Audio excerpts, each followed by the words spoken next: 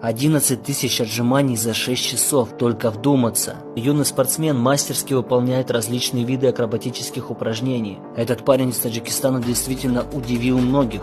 Школьник из Душанбе хочет попасть в книгу рекордов Гиннесса до сих пор.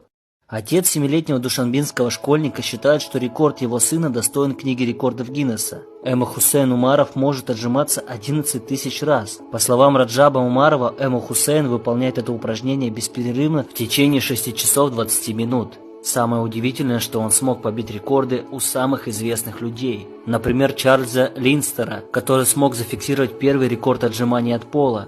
Он отжался 6006 раз. Также таджикский малыш смог побить рекорд еще одного некого японца, который в 1980 году смог отжаться от пола 10 тысяч раз. В 7-летнем возрасте я считаю то, что это уникальное достижение. По словам Раджаба Умарова, врачи знают о том, что Эмо